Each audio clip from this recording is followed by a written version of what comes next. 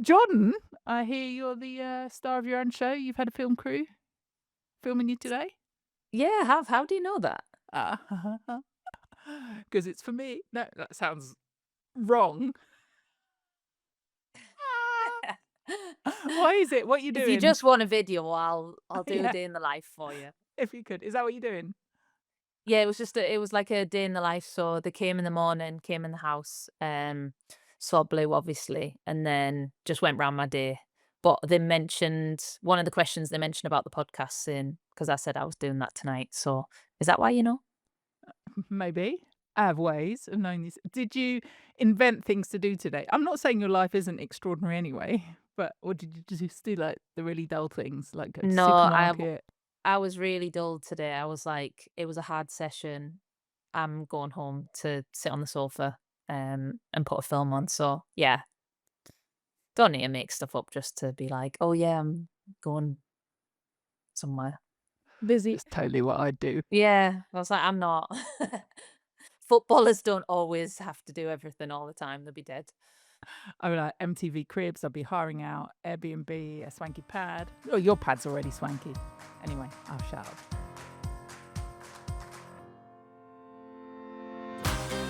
This is Pitch to Pod with WSL legends Nikita, Desperate Scousewives Paris. That actually was the title, wasn't it, of Liverpool's version of The Only Way is Essex, wasn't it? Desperate Scousewives? It was. Look it up. Maybe don't. And Jordan, the Kardashians have got nothing on her knobs. Every week they bring you topics straight from the pitch of this podcast as we discuss the biggest talking points in the world of football, the WSL, and beyond. This week, England work out the Spanish cheat code, and at home with the nations, they know what they're doing. Right, England 1-0 win over Spain at Wembley. Before we look at the performance, I know both of you have shared that moment with Mary Earps when she's getting her shirt and her flowers, literal flowers, but also, figuratively getting her flowers as well. How special was that, and how important was it just to see her celebrated by the Lionesses and by Wembley? Yeah, super important. I think she's, been an amazing part of the England structure, the legacy of, the game for England. And I think, Mary's journey in itself has been one of an amazing journey to go from, not really playing, not really featuring, and being out the squads, the system for a long time in terms of England, and then coming through and, winning the Euros, getting to a World Cup final. This, yeah, it's a great story and one in which just shows the resilience and the perseverance of a person that wants to be the best, and ultimately she did become one of the best. Yeah, it's similar to Keats, really. I think to be third, it and then become, one of the best, win a Euros. I think it just shows you never know how football's going to change, and I think Mary's like probably one of the best examples of that because there's not many players you can say have kind of held on that long and then also been able to be at the best of their game. That's quite a long time being like, how do I get this number one shirt? And then she still managed to do that and do it with a lot of quality. So yeah, I mean it's credit to her. I think the way the Lionesses now show what other Lionesses have done, I think is always nice. It's good that she got that moment to celebrate and have with a big crowd like that as well. I think that moment, clearly all that she did on the pitch during that first Euros, but still for me, that moment when she brings the team and when the team come in behind Serena and then she's dancing up on the press conference table as well. There's some those sorts of moments that go to a wider audience as well, and we're being shared and shared and shared again. So there's lots that Mary Earps has done on and off the pitch as well. So good to see her recognised at Wembley then. Right. How have England worked Spain out? Have they worked them out? It just seemed, yes, it looked tough, but they did it. And they seem to do it now. They seem to have got the knack of Spain. No fear. I think they've learned. I think the Lionesses have probably learned a lot. I mean, past experiences of playing Spain, obviously the game's grown and English football's definitely grown. That's like facts, obviously. But I think learning that it's okay to actually for teams to have possession and you're okay and stay together. And I think probably in the past we've maybe been a bit naive to that to not learn and that actually, if you win 1-0 and you're maybe a little bit more defensive and you stay hard to beat, I thought the Lionesses were amazing at that. I think the job they did and still managed to create chances. I mean, you look at Alessia Russo's chance, that's nearly 2-0. So it wasn't like they were just deep and ploughing on pressure. They made Spain panic, make more passes. I think in the first half, Spain give the ball away a lot more than what I've seen them give the ball away as well. And I think that's down to the way England's set up. And I mean, it's always nice when you get an early goal, isn't it? But it can be on the flip side. You're playing Spain, so an early goal isn't exactly. You can't just say job's done and dusted. But I thought their defensive work the other day, especially with people like Kendall in the midfield, staying disciplined, not jumping out too early. It was a big role for her, and I thought, you could see why Serena took that trust in her. Yeah, you could see definitely the midfield was more of a robust midfield, one that could break up play, one that could get around the ball. In Kira, you're always going to have a player that can play forward passes once you've regained possession. But I thought that England defensively were magnificent. And I know people will say, oh, but it's boring and they sat in and they couldn't really get out of the half. But to defend the way they did, so resilient, and yet it takes a lot of concentration, a lot of hard work. Spain were moving the ball so quick from side to side. And I think one thing about Spain is they're always going to possess the ball. Do you know what the game reminded me of, George? Do you remember 2017 Euros in the quarterfinal? Yeah. That's what Yeah. the game reminded me of. For me, Spain had all the possession and we won the game 2-0. 99%, I think. It was crazy. Like, we had 2 chances, we scored the two chances and we won the game. And that is exactly what it reminds me of. And I feel like even back then we spoke about Spain and having the possession and this wonderful team of tiki-taka, but they have no consistent goal scorer. Like, for me, Spain have always lacked a real number 9 that can score goals, that was threatening all of the time. And I think in the past they played Jenny Hermosa there, who's been more like a false 9 rather than an actual 9. And I think without certain players, especially like Claudia Pina, and I know it's a lot of pressure to put on a young player, but without her goals and without her consistently scoring goals, I don't see where the Spain team was scoring goals yesterday. I really don't. Corners, really. Yeah, wasn't it? off Paredes, corner, a header. We've seen her do it for Barcelona countless times in Champions League. But I'm talking like, I just felt like they got into the final third. I will say Vicky on the left-hand side, and then she went over to the right. She was threatening, but there was just no decisiveness in the final third that I thought they're going to score here. And then Hannah Hampton makes a wonderful save at the end that probably wins England the game. It's a great save.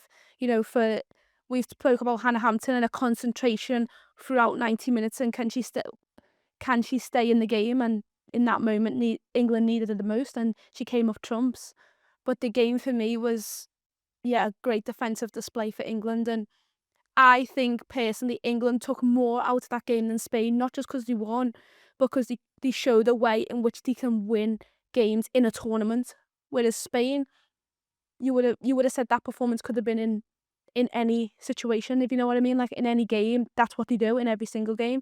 Did we really see a way that Spain are going to win a major tournament through the way they played yesterday? I'm not sure. But could England defensively stay structured, stay disciplined and win a tournament in that way? Yeah, it'd be very boring, but in the big games, you would say England, they can put on a performance. 75% possession in 2017. I was just looking it up. It On was that crazy. point, yeah, Is that what That it was? was crazy. 75? The weather as well. Do you remember? Wasn't it like Raining. raining? It was like, I think Jodie Taylor scored, and I think but God knows. Honestly, we did not touch the ball that game, but we just powered through. 4-4-2. Yeah, it was wild. I remember that game. Yeah. And Spain was just popping the ball there. I was like, wow, So I've never good. seen a team possess the ball like this. But they were lost the Mm. game, so it doesn't matter. yeah, in your face. It's one of the, I can't remember who we spoke to afterwards after that game, and they were saying it was like crabbing. So you're going left, then you're Yeah, going right, and then you go left, and I then would you go agree with right. that. That's all it was, that whole game. But you won. So many points I want to pick up on what you both were just saying.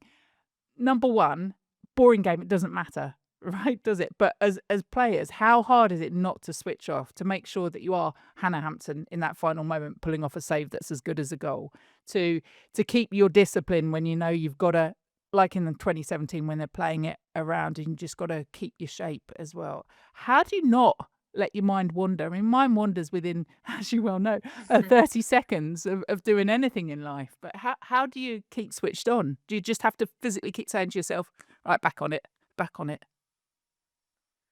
I think experience is definitely one thing, but then also you do still need a tiny bit of luck. Like there was a few times where you thought, oh, Spain are going to get this, the corner, for example. But I think luck always comes from your mentality somehow. I think it just like feeds in. And I think the Lionesses have had so much experience now, played Spain before. I think now it's like they're kind of known how to work them. And the other day, one of the Man City players, he got asked about like what did Pep say at half time because there was still 0-0, and he'd said about, look, like kind of it's all pretty, but you need to score, so do whatever you can to score. And kind of Spain's a bit like that. Like when you're watching, it's beautiful football. I mean, you have to say it's incredible, but someone still needs to put the ball in the back of the net because it doesn't matter in the end. It doesn't get you the points. But I think the Lionesses have got more. Keith, I don't know what you think, but a lot more resilient at that with playing against Spain. Yeah, definitely. And I think the amount of times they've played Spain in the last few years has really helped. And, there's been small margins between all of the games. And I listened to Alexia Putellas's interview, and she spoke about, you know, small margins and the finer details that cost them the game. And was the goal that come from a corner actually a goal? I can't say it. It looked very close, but at the end of the day, that is what wins your games in the big games, the small details. And I think, yeah, Spain was so intricate at times, but ultimately possession doesn't win your football games. How they managed to ride it out, because that was the Lionesses' quickest goal at Wembley, 2 minutes 34 seconds. I love the fact that Alessia Russo was just on her back and then just like sticks her foot out, and Lauren Hemp, that desire just to keep it going when everyone else is. How many times do you see that? The old drop ball where the ball used to drop and everyone's like kicking everything in air, but the actual ball, and it's just Alessia just gets her foot on it. Everything in that. I loved Lauren James sort of starting out on the left, and then just the role she played. I mean, I don't know whether both of you have got a set in your mind about where she plays now, whether that's what she did for England against Spain in that position. But that's kind of what you get from Serena. She'll shift things around, won't she? She'll tactically move things around. But I thought Lauren James as well and out left starting worked really well. Kira Walsh, 100 caps as captain as well, just dictating as she does too. So many highlights. Yeah, I think defensively, all of them were so disciplined, and I think they all had a contribution in making sure that they got that win over the line. But one thing I will say about Lauren James is everyone has spoke previously about the defensive side of the game, and is that a bit of a downside to her game? But she proved last night that it's not, because she was fantastic. I think you didn't really get to see it more higher up the pitch, more attacking, trying to influence the game, but the way she protected the ball, the way she took the ball out of defensive affairs so easily, rolling players. And there was a time in the box where she rolls a defender, and I'm just thinking, just kill it with your left foot. And she tried to go for that top corner, it didn't work out, but I think she's really showing such maturity defensively that's only going to help her game grow. And I think, yeah, she put in a real shift, as the other girls did as well. Lucy, what a fantastic performance again. Like, we speak about Lucy all the time, and it's easy to overlook it because she does it consistently, but it's them type of performances is what helps the team and those around you work harder. And I think when Paraguay come on and you're thinking, whoo, there's some pace and it's later in the game, but the Lionesses were clever. They took fouls when needed, and I wouldn't say it was dark heart to the game, but it's the clever side. It's also the other side of the small margins where I think Spain don't have. They don't have that little bit of. They always want to keep possession and keep the game flowing. Whereas sometimes you need to buy fouls. You need to be clever when you've 70 minutes in the game and one of the quickest players in football, women's football, is coming on the pitch in Paraguay, and she's running down the line. You have to grab a shirt. You have to knock her off a game in order to get the team over the line. And I think they did that really well yesterday. The other kind of combination, I know you said defensively the whole team did well, but with Leah Williamson not in the matchday squad, some people go, oh, what's going to happen with that back line? But Lotte Wubbenmoy is showing just the consistency she's had with Arsenal of late, and then putting her in with Esme Morgan as well. Both players clearly capable, and I know they had a half previously too, but seeing them together, that again, you're thinking, right, now there's cover in that position as well. They look so strong together, Jordan. No, I think with the centre-half pairing, it's just a good opportunity for them to get some game time and experience. And I thought the way they were diligent, they played safe sometimes, back to the goalkeeper. So Hannah could then miss out the press. They did hit over a little bit and hit kind of on the diag. But I thought both of them, I think Serena's a big fan of Esme. I think when she has the chance to give her a shot, but I think whereas with Lotte, she's just really grown this year. I think with Arsenal, she's needed that consistency, and it's given her the chance to have an England shirt. Whereas I think in the past, she was always looked past because of being in then out at Arsenal. So yeah, she's definitely got that more consistent now. And then I think with Alex Greenwood, you heard Serena at the start saying, that's her favoured left back right now. So you may be seeing more likely Alex has actually been given the left back role. So, who are we going to fit in them centre back positions? No, I think ultimately you've got to continue to give players more game time, because you never know what the situation is going to be going into a World Cup. There could be injuries, illnesses, knocks, whatever it might be, and you don't want to start giving players minutes going into the latter stages of a tournament. It's better to do it now, and I think you've seen Serena over the last few games give more opportunities, and these girls are ready. They've been going camp in, camp out, and waiting battling for the time, and I think those girls that have had the opportunities to play have shown that they can compete and play in this England side, and what greater test them against Spain, and they really come up trumps. And yeah, at times they had to be safe and be basic, but that's the understanding of the game and the gravity of the game that you're in, and understanding what it takes to get over the line. So yeah, I think for sure it only bodes well going forward for the girls. I like a daft question, and you said basic, probably has to be a basic question. But when you have a partnership like that on the pitch, so Lotte and Esme, you're trying to, they're not playing as many games together, completely different countries that they're playing in, let alone anything else. Do you make an effort to go off and do, not like separate training, but to really get to know one another? Does that then help on the pitch? How do you, particularly when you have such little time together in these international breaks, how do you make sure those partnerships really work? Or is it just basic calls? What do you do to get those relationships going? I think you're consistently doing that throughout the different international call-ups. I think, there's been times when, Lotte and Esme will have been working together on the other side, the non-playing team. So they will get used to, although in training, you might have to play a certain style of play that's basically the opposition. But these girls are consistently working together on and off the pitch. Honestly, the environment and the way the environment is now, they'll be constantly communicating and feeling comfortable around each other, and the open and honestness of what both each other will need. I'm sure they will have had them conversations, and for me, they didn't look out of place. You could tell these girls have been working hard, ensuring that when they do get an opportunity, whoever it's with, whether they're with Leah, whether it's with Alex, a Jess Carter, no matter who it was, the relationships are there, and they will be constantly working on that. And yeah, it's come up trumps, like I said. Is it something you two or Jordan, you've ever, had to not really work on, but how you get into that groove. It always seems from the outside like a really happy camp anyway, but how those different relationships when you've got to play together, and it has to be, doesn't it? You have to know they're there without knowing they're there, as it were.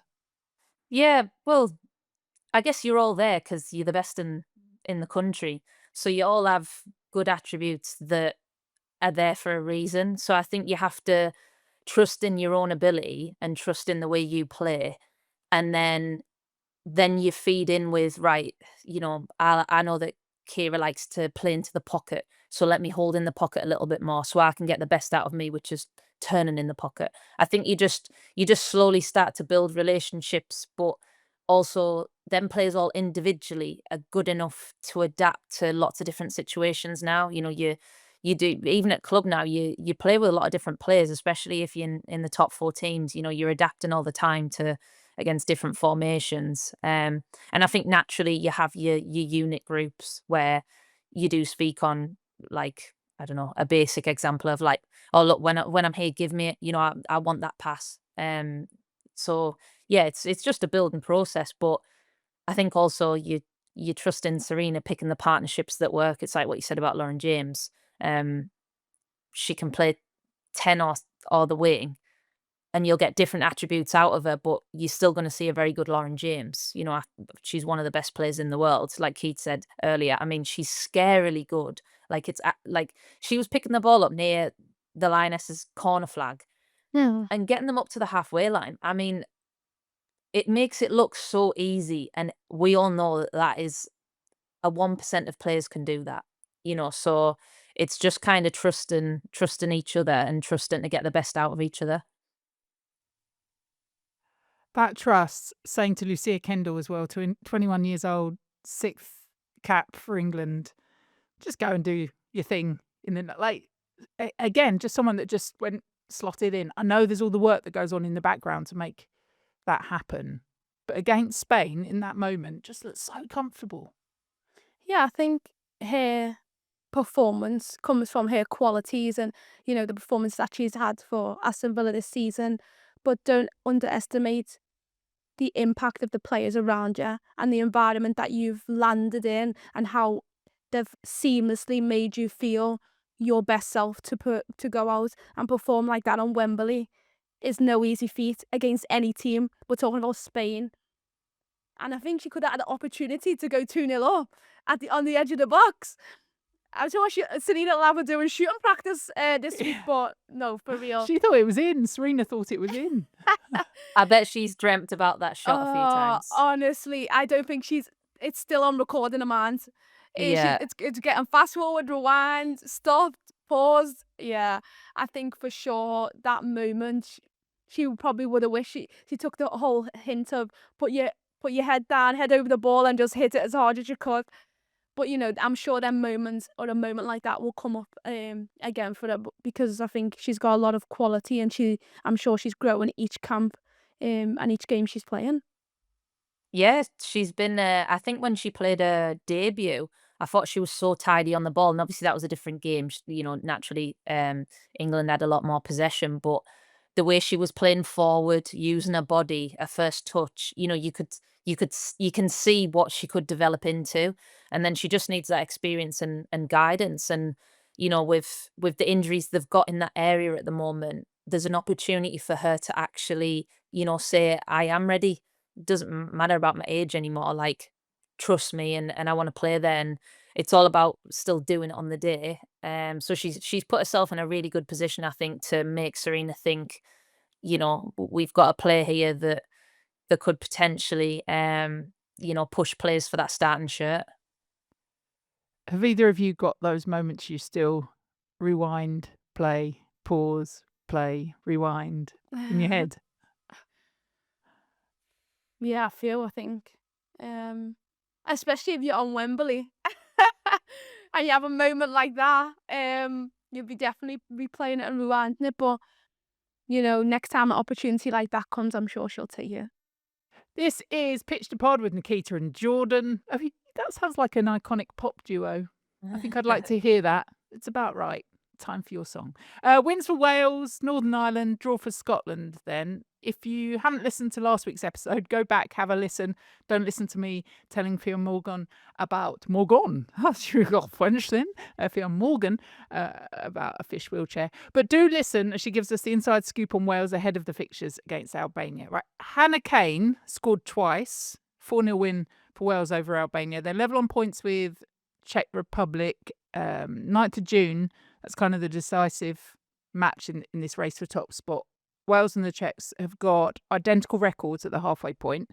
So it means Wales are in second place because they've scored fewer away goals so far. So goals are going to count. 4 against Albania will help. It's so early in this, isn't it? But already to have that tension at the top of the group, Jordan. Yeah, and I think, especially with Wales, I think a lot of it is about the fight. Like, I think that's what they've got to bring. I think when you're playing teams that are quite similar, I think it's all about that first ball, second balls to give you that little bit of belief, confidence. I think that's sometimes the main thing because, it can get quite end to end, can't it? It can be a little bit scrappy, and I think it's about how do you scrap to get them points. But yeah, it's early days, but I think you build from these games, don't you? You build from these games, and it's a positive scoreline for them. Yeah, talking of building, Northern Ireland also won 4-0 against Malta. It was Michael McCardle's game in charge. It becomes the first manager in Northern Ireland in the last 5 to win their opening match. And they had just 1 goal in their past 6 matches prior to the Malta game. So it's one of those, isn't it? First game, brilliant lift, but the goals are so important. Just to say, we haven't lost that touch and we can go and do it. Kerry Halliday got a rare start. She got a couple of goals and an assist as well in the 4-0 win, so great for her. And then Scotland with a late equaliser against Belgium. Both level on points, but getting that late draw against the top seeds, Nikita, that's one of those where you go, yeah, we're here. We're all right. Yeah, I think over the years, Scotland have criminally underperformed in terms of getting to final tournaments. And I think for me, Belgium are probably the toughest opponent within this group. You can't underestimate the rest of them for sure or take them lightly. But I think the 1 games that they're going to have to be ready for is Belgium away, because that is not an easy game for any team. And I think it's a positive result, the draw for them. But maybe being at home, they probably would have wanted the win from that game. But ultimately, getting a point is so important. And now they have to be ready for Belgium away, which is a tough ask. But I think they've got a lot of quality, especially this season with Kirsty Hansen. She's in great form. Caroline Weir, Erin Cuthbert. They've got quality, and it's about, making your chances count and scoring the goals, like we've said. See that story about Caroline Weir potentially going to Lyon this week as well. All the kind of stories are bubbling around. Speaking of which, a friend of the show, Ellie, has been reading Beth Mead's new book. Well, her sort of new old book, but she just got it and she's reading it. And there's a lovely bit in there about one Jordan Nobbs. It says, we all need friends like Jordan in our lives. She says that you're her hero. As well as being an amazing footballer, Jordan is also one of my best friends. When I first arrived at Arsenal, I moved into a house with Jordan, Katie McCabe and Gemma Rose. I already knew all about her talent on the pitch because she'd made the same journey. Off the pitch, we quickly became good friends and she really helped me to settle in. She goes on to say she was a piece of home away from home. She could understand what I was going through as well. And her main advice was the same as Mum's: take things one step at a time. There's a whole page dedicated to you, so Jordan cute. Knowles. I know. I call her Betty. I call Beth Betty. Yeah, I love Beth. I mean, she's just a champion. Like what she's gone through, the ups and downs. I mean, yeah, she's just a kind soul, and I think she's kind of someone you always want to see the best happen to. But yeah, yeah, I told her that she missed out on Aston Villa because we've obviously went Middlesbrough, Sunderland, Arsenal. And I said, you need to hurry up and get to Newcastle. So I haven't got long, so you need to follow me. Yeah, you can't meet in the middle somewhere. It's definitely got to be a trip to Newcastle for Beth Mead. Just send her like a really big jumper and say you'll look after her. And actually, one step inside St James's Park or walking into the city on match day, you'd be up there like a shot. Even I pull on my boots for you. If, like Ellie, you've got a question for Jordan or Nikita or something you want to talk to them about, just get in touch. Use the hashtag #PitchToPod. Who knows? They could be answering it on this show. That is it for this week's Pitch to Pod. Thank you both. Still another international weekend. What are we up to on our final weekend of freedom before football's back? We'll see. Oh, Who is she doing? yeah. It Caroline can't normally be- knows everything. Caroline, do you? Yeah. No, I don't. She's following me. Spy cam somewhere. Yeah. Again, really creepy, and I'm not. I just make wheelchairs for fish. What's Really wrong with that? creepy. Again. Again. Right, I'm off The Only Way is Essex and others. Are your film crew there right now? No. Oh, disappointing. No. I was looking to get in shot. Is this my best side? I was showing Nikita earlier how you do like face muscle exercises. Like Okay, this. Caroline, it's time to Yeah. go. Thank you all for a wonderful week. Hope No you have a one's- great one. All right, bye. Bye. Goodbye now.